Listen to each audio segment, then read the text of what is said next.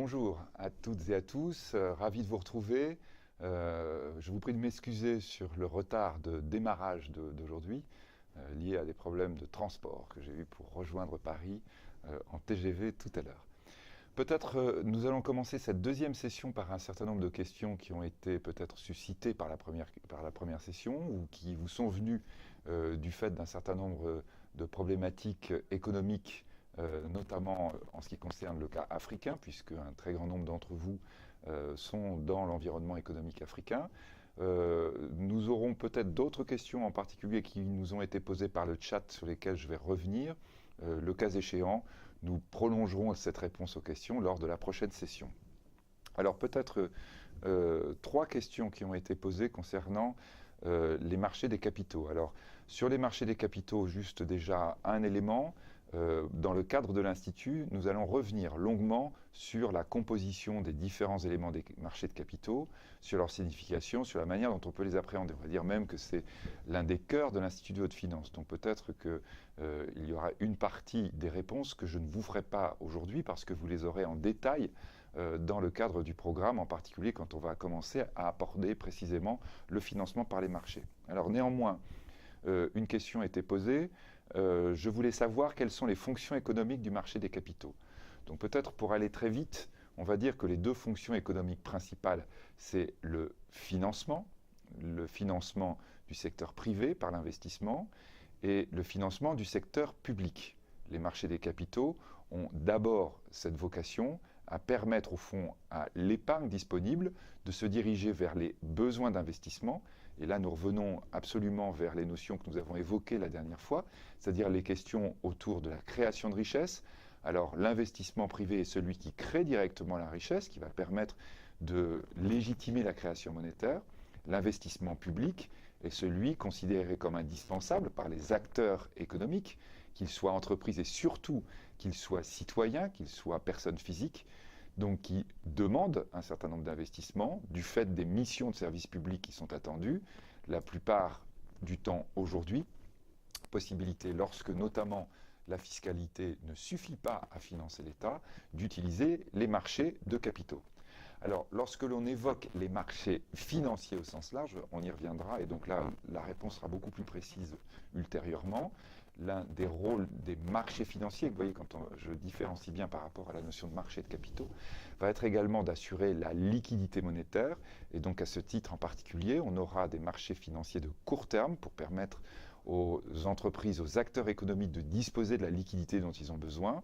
Et dans ces marchés de court terme en particulier, on aura aussi la possibilité de trouver des devises. Et cela est aussi un élément qu'on va avoir sur les marchés financiers. Je répète, peut-être que l'approche des marchés de capitaux que vous évoquiez est un tout petit peu différente.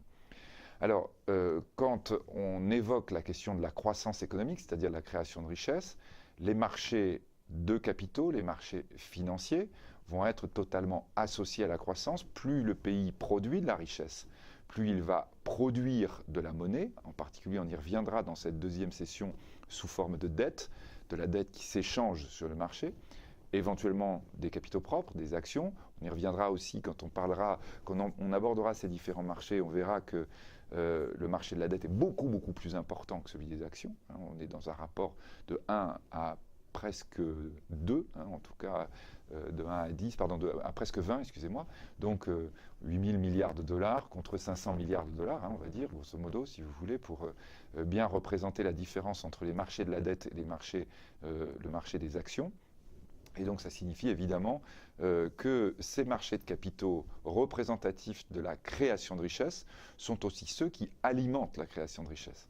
À partir du moment où on a un marché de capitaux dynamique, on va avoir la possibilité d'investir.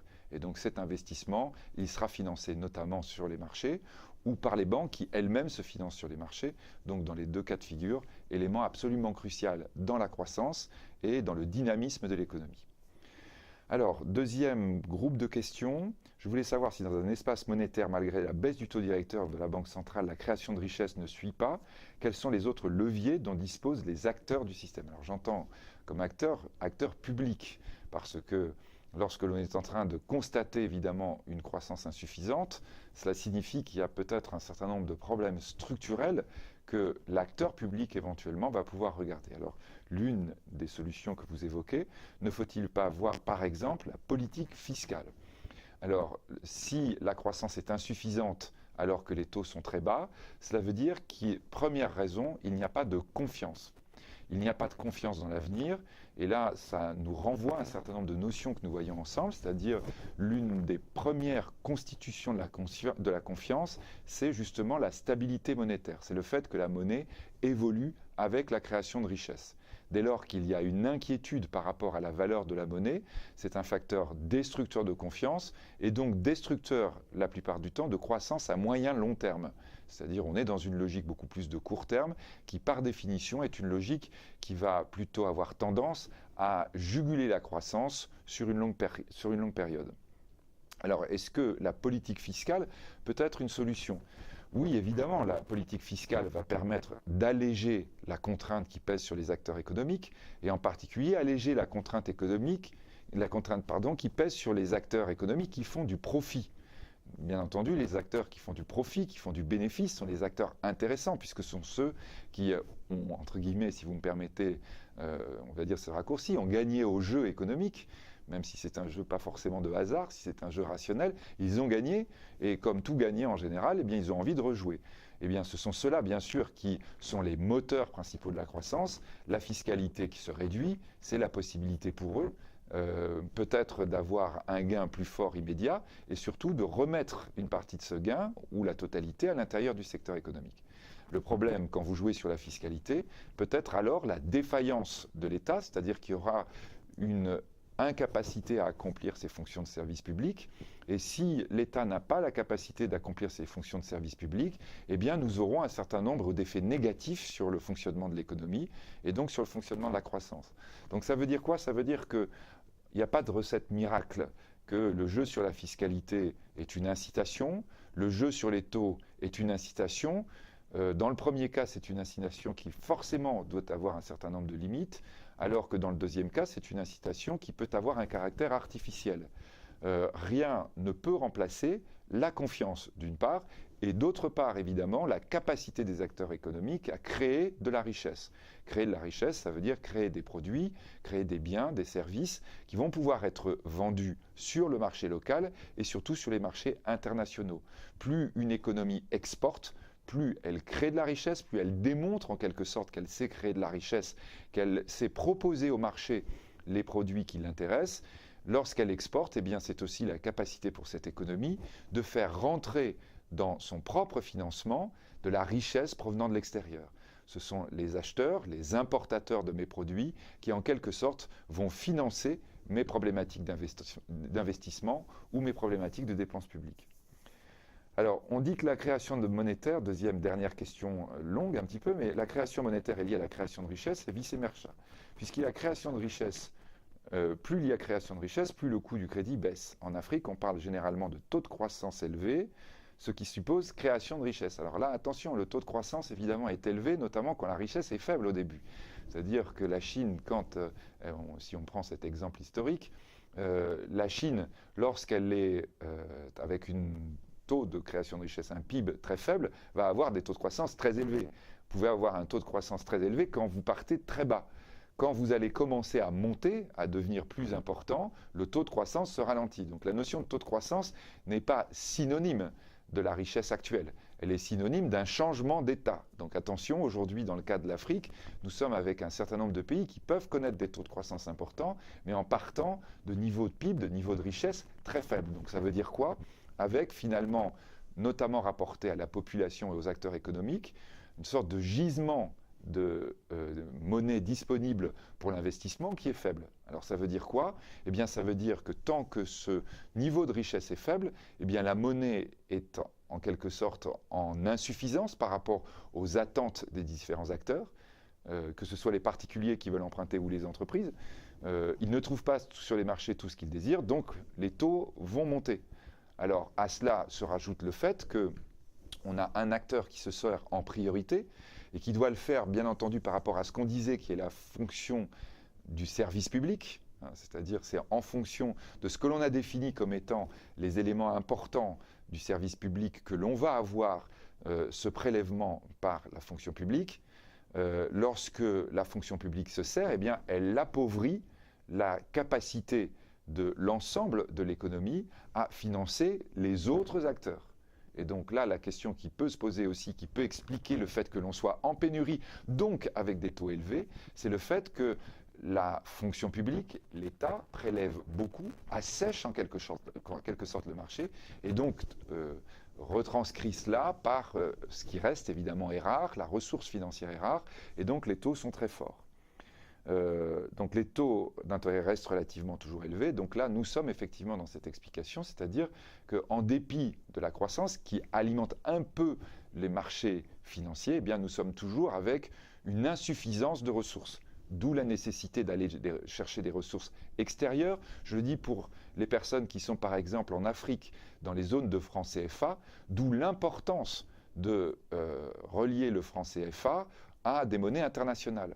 C'est-à-dire quand vous avez des taux élevés, ça veut dire que la production de richesse ou la consommation de l'État, ou les deux en même temps, la consommation de richesse n'est pas assez forte, le prélèvement de l'État est trop élevé, donc je n'ai pas assez de financement disponible pour le restant de l'économie. Comme je n'ai pas assez de financement disponible, il faut que je cherche à l'extérieur, des capitaux extérieurs, et donc c'est la raison pour laquelle je dois à ce moment-là raccrocher ma monnaie aux monnaies internationales. D'où par exemple la problématique du franc CFA et ce sentiment assez répandu dans la zone de franc CFA que la valeur du franc CFA est une pénalité pour la zone africaine franc CFA. C'est vrai, mais c'est une pénalité contre laquelle on ne peut pas aujourd'hui lutter de manière réelle, efficace, dans la mesure où cette pénalité provient du fait qu'il y a une insuffisance monétaire sur la zone, et notamment du fait de la dépense publique, et que cette insuffisance monétaire, je dois la combler par des financements extérieurs. Les financements extérieurs m'obligent à avoir un lien extrêmement fort avec les investissements, avec les disponibilités, on va dire par exemple, de la zone euro ou de la zone dollar. Alors, en tout cas, les PME en Côte d'Ivoire, par exemple, je pense que ça doit être le pays de M. Tehua, se plaignent de l'incessibilité du crédit, ou l'inaccessibilité, je pense, de l'inaccessibilité du crédit en raison de son coût. Comment expliquer ce paradoxe? Donc, j'espère que vous avez compris que ce n'est pas un paradoxe, on peut parfaitement le comprendre, que la seule solution pour en sortir, par conséquent, le plus vite possible, c'est d'avoir un taux de croissance très élevé qui peu à peu va créer je dirais, un afflux de liquidités à l'intérieur du secteur. 2, avoir un État qui ne se développe pas trop fort et trop vite en ponctionnant trop, je dirais, la capacité du pays à créer de la richesse. Et 3, en gardant un lien avec les marchés financiers internationaux qui, 1, permettent aux investisseurs de venir, et 2, élément que je n'ai pas développé et évidemment qu'on peut comprendre également, permettre à la liquidité créée, à la richesse créée, de rester sur le marché, par exemple ici ivoirien, alors que bien sûr, si la monnaie n'est pas reliée, si elle a tendance à se dévaluer, eh bien tous ceux qui vont gagner de la richesse dans le pays, par exemple en Côte d'Ivoire, eh bien chercheraient à placer cette richesse dans un environnement qui serait plus sûr. Par exemple, l'environnement euro ou l'environnement dollar. En quelque sorte, par ce biais-là, on risquerait d'avoir une sorte de fuite des capitaux, la fuite des capitaux faisant que tout l'effort économique de la nation, en quelque sorte, serait perdu pour la nation elle-même. Et donc ça, par exemple, c'est quelque chose que des grands pays peuvent aujourd'hui avoir comme type de problème. Je pense tout spécialement actuellement pour un très grand pays qui est la Chine. La Chine doit faire face à des fuites de capitaux, et ces fuites de capitaux, évidemment, sont extrêmement graves lorsqu'il s'agit de financer à long terme la croissance. Donc voilà pour les réponses aux questions qui ont été faites, qui avaient été posées, pardon. Je regarde très rapidement sur ma tablette, donc je pense que voilà, hein, on n'a pas d'autres questions principales qui ont été posées. Donc on va reprendre le cours, et si vous avez des questions qui vous viennent, donc, sauf si j'en voyais une vraiment qui me semblerait urgente ou qui proviendrait peut-être d'un manque de clarté de ma part, j'y répondrai à la fin de cette session, mais sinon, je ferai la prochaine fois comme cette fois, je prendrai le début de la session pour répondre aux questions qui ont pu être faites, qui ont pu être posées ou qui ont pu être suscitées par la session. Alors, nous avions évoqué la dernière fois la première phase, on va dire avant la guerre de 1914, la première phase qui peut, du point de vue historique, nous semblait intéressante à comprendre parce qu'elle a permis de bien fixer les éléments de l'âge d'or, c'est-à-dire de cette sorte de référence implicite que l'on a systématiquement aujourd'hui à l'intérieur de la construction d'une économie monétaire, et en particulier aussi, évidemment, d'une structure financière, de marché financier qui fonctionnerait de manière rationnelle. L'intérêt de la deuxième phase que nous allons évoquer maintenant, c'est qu'au fond, cette deuxième phase est l'archétype des difficultés. Nous avons vu l'archétype du bon fonctionnement dans la phase 1850 ou 1860 jusqu'à 1914, ou jusqu'à 1905, quand j'avais évoqué les premiers dysfonctionnements que l'on pouvait rencontrer. Et bien là, nous allons être dans la phase de difficulté, l'archétype des difficultés, l'archétype de la crise économique moderne gravissime. Évidemment, quand vous voyez l'horizon économique que je décris, 1914-1935, cette crise, c'est la crise dite de 1929. Elle commence en 1929 et elle se prolonge bien plus tard. On pourrait même considérer qu'au fond, elle se prolonge jusqu'à la Seconde Guerre mondiale, que la Seconde Guerre mondiale, dans une très grande mesure, peut être considérée comme la conséquence de ces dysfonctionnements. Donc on va dire, les deux périodes sont très intéressantes à connaître. La première, celle que nous avons vue la dernière fois, parce qu'elle est toujours en quelque sorte la référence, on va dire, ce que les pays, les zones, la communauté internationale cherchent à reconstituer, l'âge d'or, alors que la seconde est en quelque sorte la représentation du danger, la représentation de ce que l'on veut à tout prix éviter, la crise de 29, on va dire jusqu'il y a peut-être 15 ans, je vous aurais dit que c'était la plus grave crise du système capitaliste. Aujourd'hui, on peut considérer que la crise que nous connaissons depuis 2007-2008 est une crise probablement équivalente à celle de 1929. Il est encore trop tôt pour en réellement tirer le bilan, parce que dans une certaine mesure, on y reviendra, elle n'est pas terminée.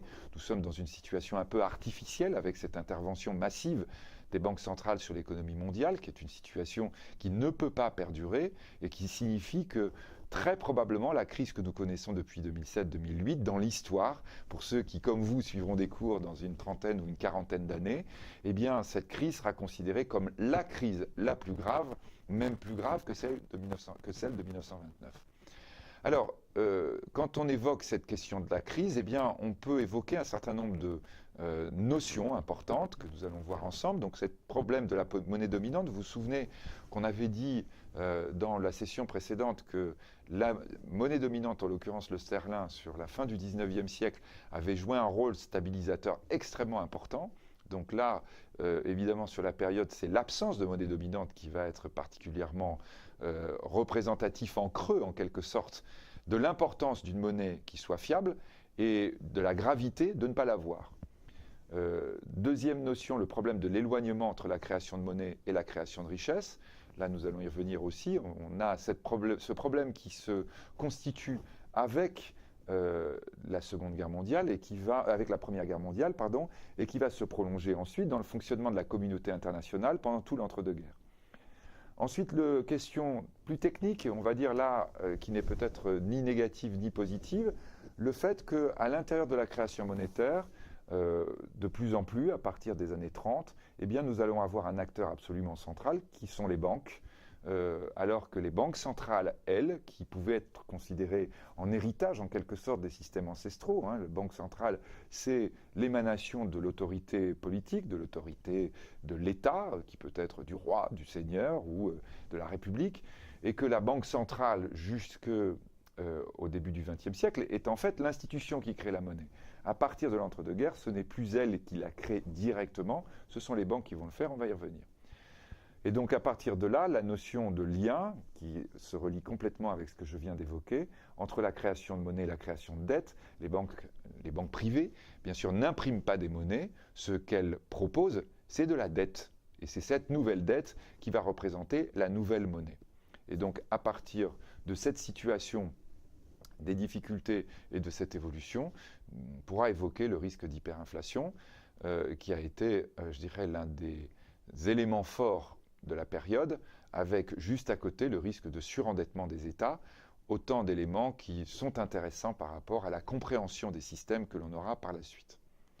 Alors, si je reviens sur la situation de 1914-1918. Donc vous vous souvenez ce que l'on avait dit, une guerre mondiale, une guerre par définition c'est une situation non économique, c'est une situation où ce que l'on produit, et je n'ose dire complètement quand on produit de la richesse, est-ce que, mais vous me direz, la question restera en suspens. Est-ce que lorsqu'on produit des obus, des canons ou des fusils, est-ce qu'on produit de la richesse? En tout cas, cette production de biens, elle sert à quoi? Elle sert à détruire la richesse du voisin. Et parfois à s'autodétruire elle-même. Un obus détruit le voisin, mais se détruit lui-même. Donc ça veut dire effectivement qu'on est dans une logique où tout ce que nous avons évoqué, je crée de la richesse, je dois créer de la monnaie, évidemment ça ne fonctionne plus. Et donc, on est, pendant les périodes de guerre, dans un système artificiel, la plupart du temps, où on va fixer un taux de change de la monnaie, et ce taux de change ne bougera pas, alors que, évidemment, si on devait le rapporter à la création de richesse, il devrait varier et il devrait baisser.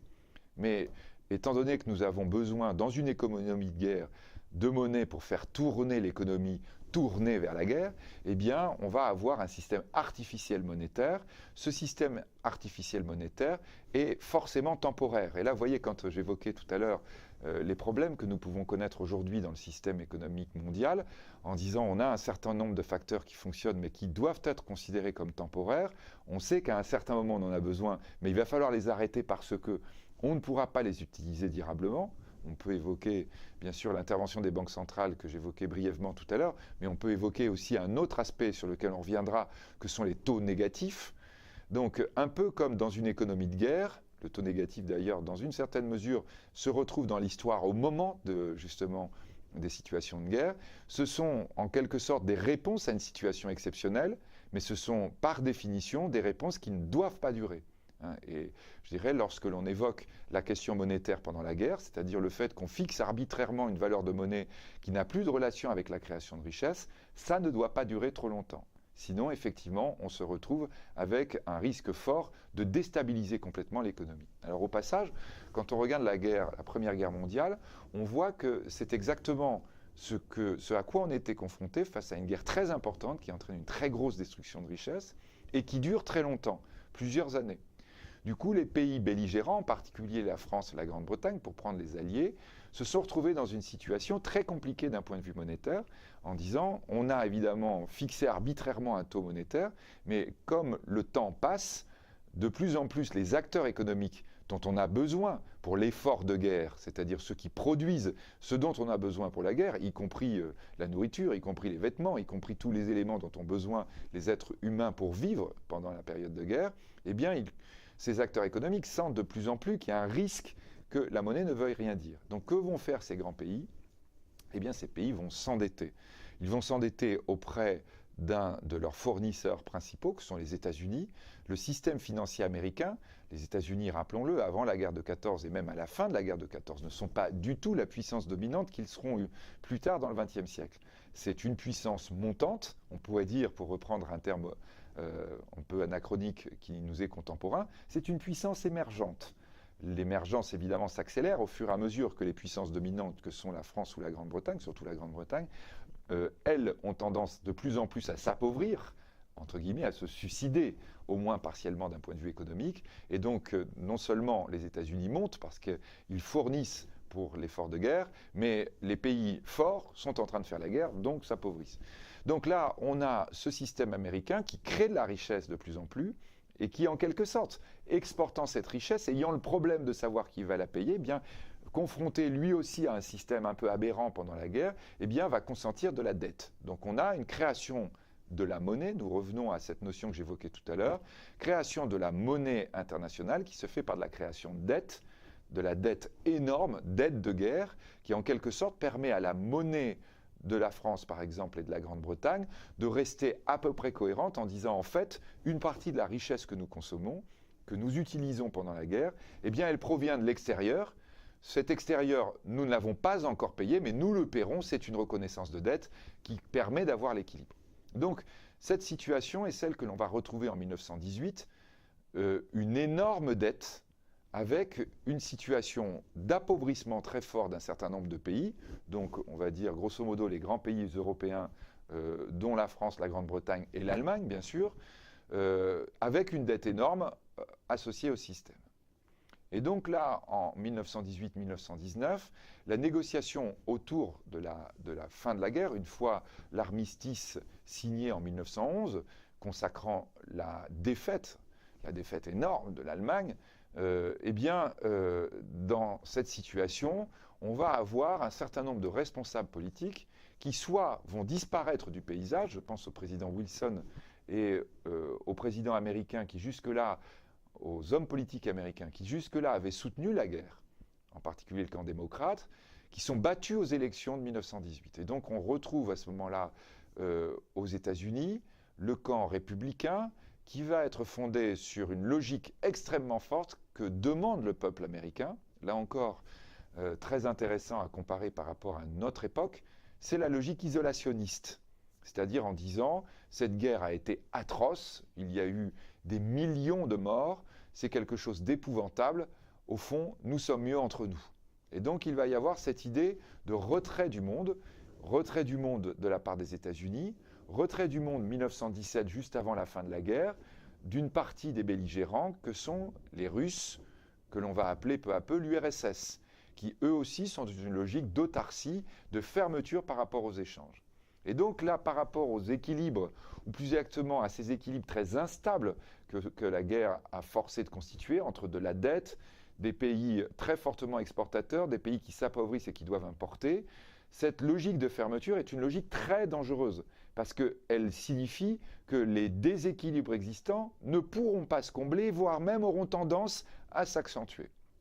Et donc c'est bien ce qui va se passer, c'est-à-dire que plus on restreint les échanges lorsqu'on est dans une situation déséquilibrée, plus on risque d'augmenter les déséquilibres, notamment du point de vue monétaire. C'est exactement ce qui va se produire et on peut considérer que nous sommes là dans l'explication de la crise de 29, qui elle-même explique la crise des années 30, qui elle-même explique la Seconde Guerre mondiale et dont on peut considérer que d'une certaine façon, elle se prolonge dans les différentes crises que l'on va voir jusqu'à la fin du XXe siècle. On pourrait dire qu'au fond, cette énorme erreur de la fin de la Première Guerre mondiale, nous la payons toujours, et ce n'est pas complètement une image de le dire, puisque si vous avez, pour certains d'entre vous, suivi un tout petit peu la crise européenne sur l'euro qui se produit depuis plusieurs années, on a eu par exemple la Grèce qui a accusé l'Allemagne d'avoir bénéficié à la fin de la Seconde Guerre mondiale d'un effacement de sa dette.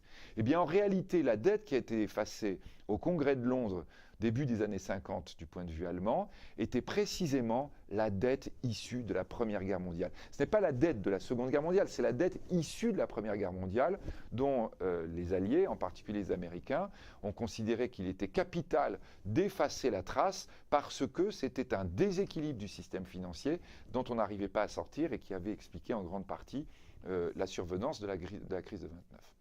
Donc, je dirais, la notion de déséquilibre que l'on nie en fermant le système international. Vous vous souvenez ce qu'on disait?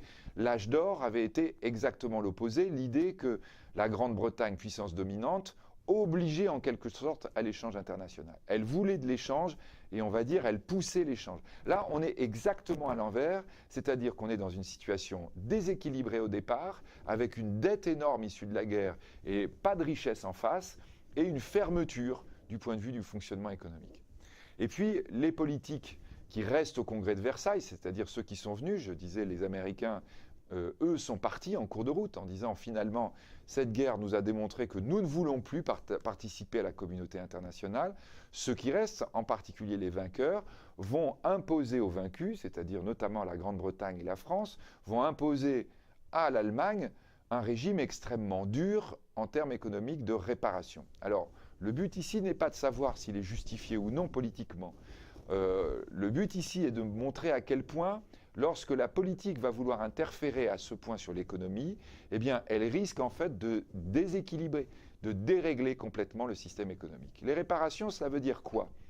Ça veut dire que l'Allemagne va devoir payer la Grande-Bretagne et la France. Alors au départ, ce sont ces stocks d'or. On retrouve toujours cette logique de la représentation de la création de richesses qui sont, entre guillemets, capturées par les autres pays vainqueurs.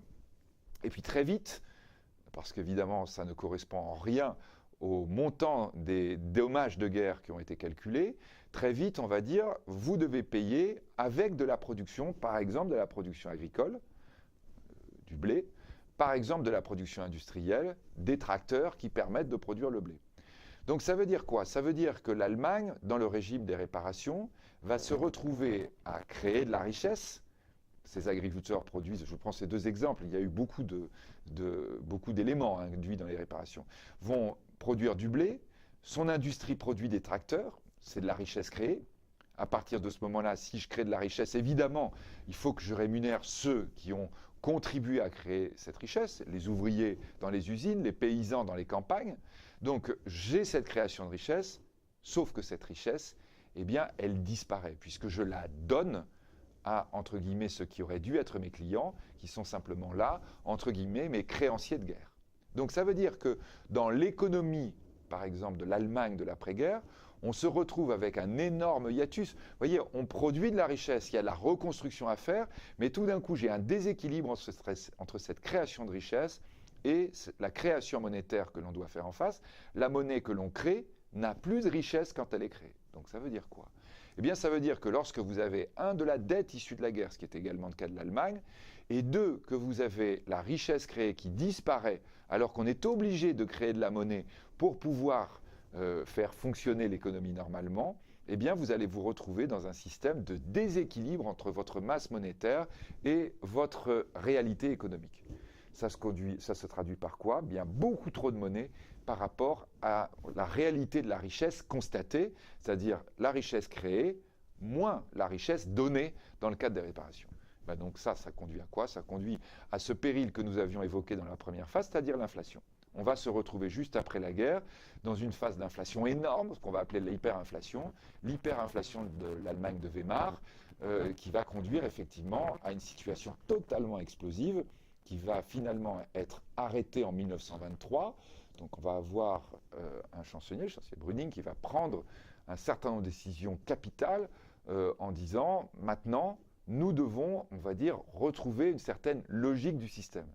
La logique du système, quelle est-elle? Eh bien, c'est de demander, d'exiger des alliés, on va dire, une attente dans le paiement des réparations. Juste au passage, du point de vue historique, au départ d'ailleurs, cette décision allemande va conduire une invasion par les troupes françaises, l'armée française est la première du monde à ce moment-là, elle va envahir la Rhénanie, c'est-à-dire la zone du Rhin de production, en disant « vous ne payez pas, nous venons chercher nous-mêmes ». Et donc, il y a négociation ensuite entre l'Allemagne et la France et la Grande-Bretagne en disant « mais ce n'est pas que je ne paie pas, mais c'est que je ne peux pas payer dans les circonstances de dérèglement économique qu'implique le régime de réparation que vous avez fait. Attendez un peu plus, on va prolonger donc la période de remboursement, d'où d'ailleurs ce que j'évoquais tout à l'heure, la question de 1950 et de 1953, c'est-à-dire l'effacement de la dette allemande de cette époque. Donc, je dirais, on a cette hyperinflation qui se manifeste déjà dans l'Allemagne. Mais le dysfonctionnement, il va apparaître aussi dans les deux autres pays bénéficiaires des réparations. Et là, toujours pareil, lorsque nous avons de la richesse qui n'est pas correctement représentée du point de vue monétaire, on voit les dysfonctionnements que ça entraîne. En clair, donc la France, l'Angleterre, dette énorme à rembourser, donc une sorte de monnaie qui a été créée sur laquelle on a besoin de richesse, de création de richesse pour pouvoir la rembourser. Ces pays reçoivent de la richesse gratuitement. Et on imagine le problème pour conserver les deux exemples que j'avais tout à l'heure. Lorsque vous êtes producteur de blé en France ou en Grande-Bretagne à l'époque, lorsque vous êtes producteur de tracteurs, le problème de concurrence que vous avez, puisque vous produisez, vous, et vous dites « j'ai créé de la richesse », sauf qu'une partie de la concurrence qui va concurrencer votre propre produit, on l'a eu gratuitement. Donc vous allez dire « je crée de la richesse », ben non, c'est pas vrai. Cette richesse, on l'a sur les marchés, mais on l'a pour rien. Et donc ça veut dire qu'on est dans, là aussi, une situation impossible, qui va créer là aussi des dérèglements et qui va obliger par exemple la France à faire une énorme dévaluation monétaire en disant « j'ai de la monnaie qui ne veut rien dire ». Ça va être le franc Poincaré, c'est-à-dire qu'au fond la France, en même temps que l'Allemagne, constate que ça ne marche pas et qu'elle doit absolument essayer de repartir dans la mesure du possible sur des bases saines. Et donc l'idée vraiment forte que vont prendre les politiques britanniques et français de l'époque va être de dire au fond les réparations, à quoi on va les utiliser? On va les utiliser en les traduisant en argent à rembourser la dette que nous avons contractée pendant la Première Guerre mondiale. En fait, on va essayer de refaire fonctionner notre économie, mais en utilisant pour ce biais, on va dire, les réparations pour simplement apurer cette question de la dette du point de vue monétaire. Alors juste au passage, on va alors avoir un système assez étrange, puisque la France et la Grande-Bretagne renvoient sur les États-Unis qui ont décidé d'être isolationnistes. Isolationnistes plus une vertu, pourrait-on dire, morale, qui est le fait de ne plus consommer d'alcool. Donc on a non seulement l'isolationnisme, mais aussi la prohibition. Et la prohibition, ça veut dire quoi? Ça veut dire qu'en fait, vous avez créé un secteur d'économie occulte qui échappe complètement à l'État, donc qui veut dire qui échappe complètement à ceux qui doivent créer la monnaie. Donc on a un élément déséquilibre extrêmement dangereux du point de vue américain. Et à ça, vous rajoutez le fait que les États-Unis, qui ne veulent plus fonctionner à l'extérieur, reçoivent de l'extérieur néanmoins de la richesse pour rembourser de la dette d'avant. Et donc c'est un effet déstabilisateur. Cette richesse qui arrive alors que nous sommes dans un système extrêmement instable, qu'est-ce qu'elle fait? Eh bien les États-Unis, au lieu, enfin, ou peut-être dans une sorte de réciproque de ce que l'on disait sur les autorités françaises et britanniques utilisant les réparations pour rembourser, eux, quand ils reçoivent le remboursement, eh bien cet argent va rester dans la sphère financière. Il ne va pas dans la sphère économique, parce que la sphère économique n'en a pas besoin. Elle n'en a pas besoin et pour cause, parce que notamment, une partie de son activité est occulte, la prohibition et toute l'économie parallèle qui se développe, et deux, parce qu'elle a décidé de beaucoup moins échanger, de beaucoup moins exporter, donc elle limite sa croissance par ce biais-là. Et donc nous allons avoir aux États-Unis, de ce fait, un système étrange qui va se mettre en place avec cette monnaie qui rentre dans le système américain, qui va rester dans la sphère financière et qui va créer alors un système de bulles faisant que la sphère financière est dans une prospérité absolument inouïe. La bulle se constitue, elle est complètement favorable au système financier et cette bulle va alimenter une prospérité artificielle, c'est-à-dire une fausse croissance, pourrait-on dire. Vous voyez, on consomme beaucoup à New York ou à Chicago parce que nous avons des gens très riches qui s'enrichissent sur les marchés, sauf que cet enrichissement, en fait, n'est pas un enrichissement provenant d'une vraie création de richesse. Alors j'entends bien peut-être les questions que vous allez me poser en disant « mais oui, mais quand j'ai des gens qui consomment, c'est formidable, ça crée de la richesse ». Non, attention, il faut qu'il y ait une création de richesse qui légitime cette frénésie de consommation. Pour les personnes qui sont en Afrique, évidemment, s'il suffisait de consommer pour être riche, ça fait longtemps que l'Afrique, avec ses très hauts niveaux de natalité, devrait être très très riche. Pour pouvoir consommer beaucoup, il faut aussi produire la richesse que l'on va consommer. Et donc là, évidemment, les États-Unis sont exactement dans ce problème, avec une bulle qui se constitue, qui crée une sorte d'euphorie de croissance artificielle, qui en bien des points rappelle la situation de 2007, avant la crise que nous avons connue, voire même, évidemment, je le dis avec les précautions qui s'imposent, mais néanmoins en insistant, la situation que nous connaissons aujourd'hui. Nous sommes bien dans une situation de bulle. Les indices des marchés financiers ont monté beaucoup, beaucoup plus fortement que la croissance depuis plusieurs semestres du fait de l'injection monétaire par les banques centrales. Donc on va dire que ce parallèle que l'on peut faire entre la crise de 29 et aujourd'hui, il est très important parce qu'évidemment, on voit que les mêmes facteurs reproduisent les mêmes déviances. Alors, au passage, bien sûr, lorsque nous sommes dans cette situation un peu artificielle, dans une situation de plus en plus fermée, on ne retrouve plus l'équilibre qui voulait se faire par une banque centrale. Vous vous souvenez ce qu'on avait vu dans le cas précédent, c'est-à-dire une banque centrale qui en quelque sorte pensait pour le système. Il n'y a plus dans l'entre-deux-guerres une monnaie vraiment dominante, il n'y a plus une monnaie centrale, il n'y a plus une banque centrale qui correspond à cette monnaie. Nous avons les Britanniques qui ont proposé après la guerre que le sterling reprenne sa place de monnaie d'échange, mais sauf que leur création de richesse, leur puissance ne représente plus ce qu'elle était avant la Première Guerre mondiale, c'est-à-dire la capacité d'imposer par la puissance économique un certain nombre de choix.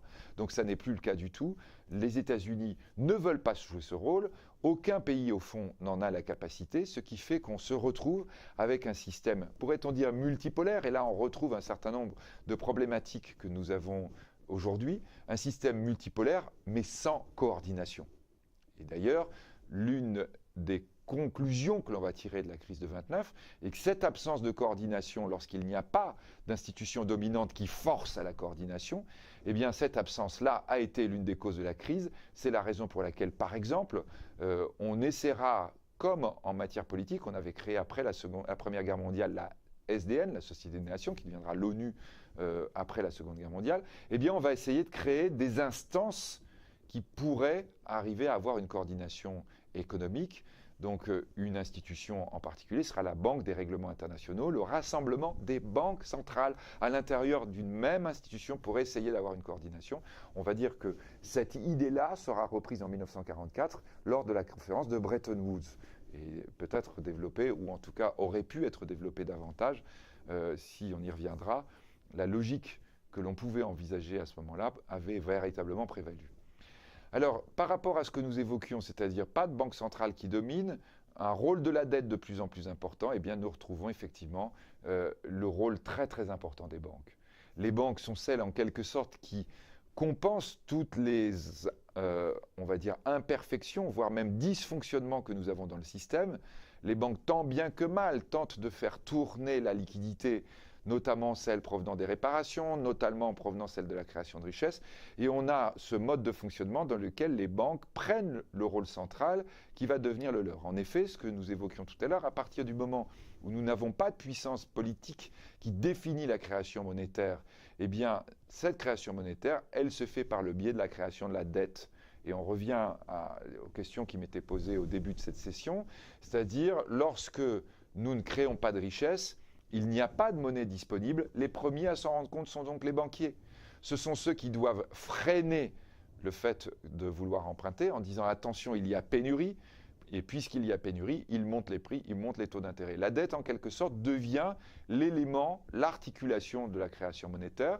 Si l'on essaie de se le représenter du point de vue de l'image, on voit bien que la dette signifie quoi? Signifie qu'on prête de la monnaie, on avait de l'épargne, on la prête, on la récupère plus les taux d'intérêt. Donc, à la fin, on a bien plus de monnaie pour le prêteur que lorsqu'il a commencé l'opération. Et comme dans le même temps, celui qui a emprunté, notamment lorsque c'est une entreprise, il a remboursé et payé les intérêts, mais conservé, il l'espère, de la richesse, voire même pu investir cette richesse, eh bien on se retrouve à la fin avec une représentation monétaire plus forte. On voit bien que pour qu'il n'y ait pas d'inflation, il faut que cette dette, création de monnaie, soit accordée à un créateur de richesse. C'est-à-dire qu'il y ait bien à la fin quelqu'un qui a pu payer les intérêts, qui a pu rembourser la dette et qui à la fin est bénéficiaire. De la sorte, on a bien croissance de la richesse et donc croissance parallèle de la monnaie. Si en revanche, celui qui a emprunté ne crée pas de richesse, il va se retrouver dans une situation impossible où il ne pourra pas à la fois rembourser, payer des intérêts et garder du profit, donc il fera faillite, et donc en quelque sorte, il enverra le signal que nous évoquions la dernière fois, il enverra le signal que, en fait, on crée de la monnaie alors qu'on ne crée pas de richesse, qu'il faut calmer tout cela, ce que évidemment la banque constatera en premier lieu, puisque c'est elle qui constate la faillite de l'emprunteur. Donc, nous sommes dans ce système qui se met en place, ce système qui est celui que nous connaissons aujourd'hui, celui où les banques deviennent l'instrument de la création monétaire, on va dire le bras de la création monétaire, avec du point de vue des banques centrales, progressivement, un rôle de coordination. Les banques centrales deviennent celles qui regardent les banques, le système bancaire, dont elles vont avoir la supervision par un fonctionnement naturel qui est la centralisation de la liquidité, en disant dès que vous avez de l'argent sur vos comptes, en fait, vous devez le transférer sur la banque centrale. Eh bien, la banque centrale coordonnant, observant les différentes banques, en quelque sorte, contrôle par ce biais-là la création monétaire, même si ce n'est plus elle, la Banque centrale, qui le fait directement. Donc on est bien avec ce système qui se met en place dans les années 30, qui est le système que l'on va voir se développer de manière systématique à partir de la Seconde Guerre mondiale, puis encore plus fortement à partir des années 70, pour être celui que nous connaissons aujourd'hui. Alors, ce dysfonctionnement global, ce dysfonctionnement que l'on évoque, que l'on n'arrive pas à régler, eh bien, il va conduire à quoi? Il va conduire au fait que, d'un seul coup le dysfonctionnement apparaît aux acteurs. Je crois que ce qui est intéressant aussi dans la crise de 29, c'est de voir à quel point nous sommes dans une sorte d'emballement positif en apparence du système. Ce que l'on a appelé, vous voyez, les Roaring Twenties, les années 20 rugissantes.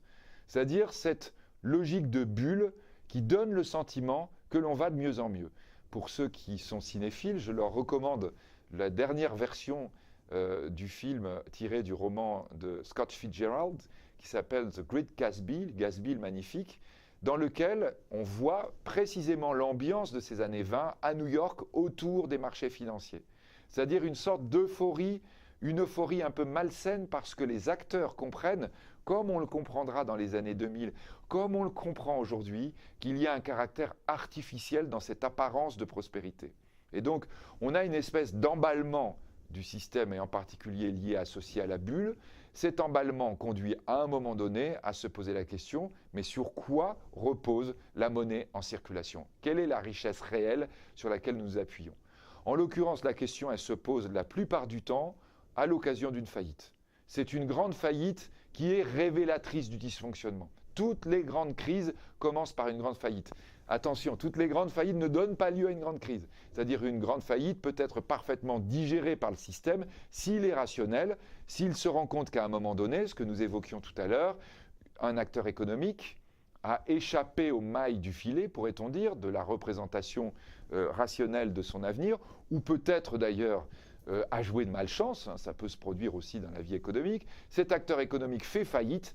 Lorsqu'il y a un système sain, eh bien, on va absorber la faillite. En quelque sorte, la perte va être répartie sur l'ensemble des acteurs sains.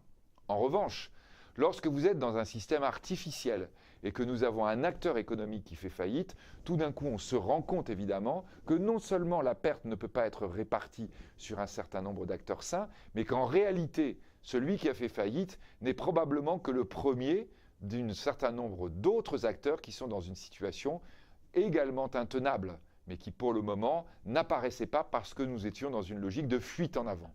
C'est ce qui se passe en 29 à l'occasion d'une grande faillite, en l'occurrence dans les structures de chemin de fer, hein, c'est-à-dire dans les grands biens d'équipement qui étaient dans une logique financière absolument en aucun lien avec leur perspective de croissance.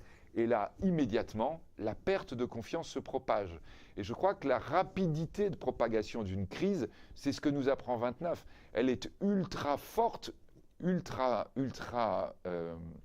impressionnante, parce que d'abord, les acteurs économiques étaient inquiets, parce que les acteurs économiques sentaient que le système était totalement incohérent. C'est exactement ce qui se passe également entre 2007 et 2008, c'est-à-dire que lorsque l'on voit un système dont très clairement un dysfonctionnement s'est accumulé, alors pendant tout le temps où il s'accumule, tout le monde considère qu'il est normal.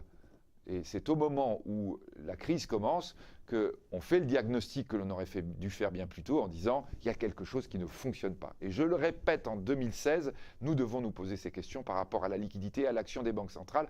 Ce que les banques centrales nous ont dit d'ailleurs lors du sommet de Jackson Hole il y a quelques jours aux États-Unis en disant ce système est artificiel, il n'a que pour but de laisser le temps aux États de faire les réformes structurelles dont les États ont besoin, dont l'économie a besoin. Ça veut dire quoi? Ça veut dire que ce médicament peut vous tuer si vous le prenez trop longtemps.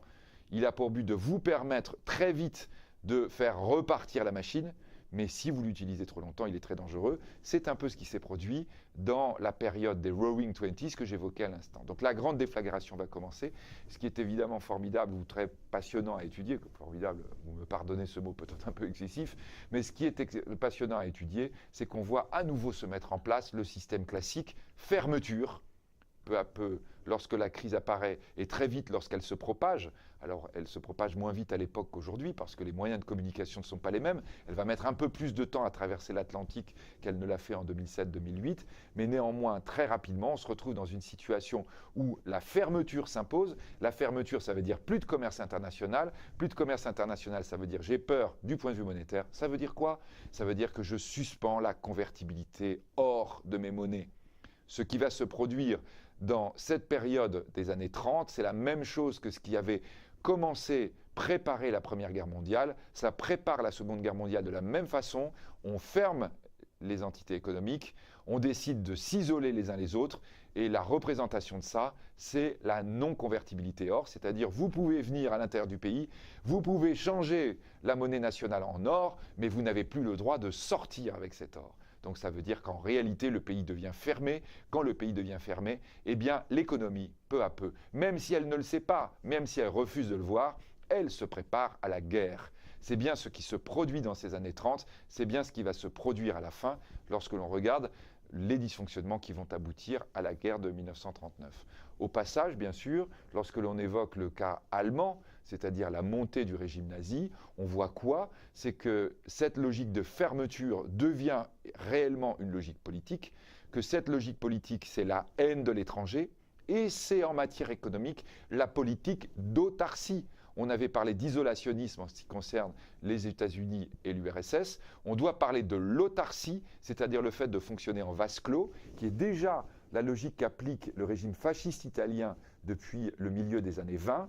C'est la logique que va appliquer l'Allemagne nazie, sauf que la logique d'autarcie dans une économie déjà moderne à l'époque, eh bien, c'est une logique qui ne fonctionne pas parce que vous n'arrivez pas à produire tout ce dont le pays a besoin.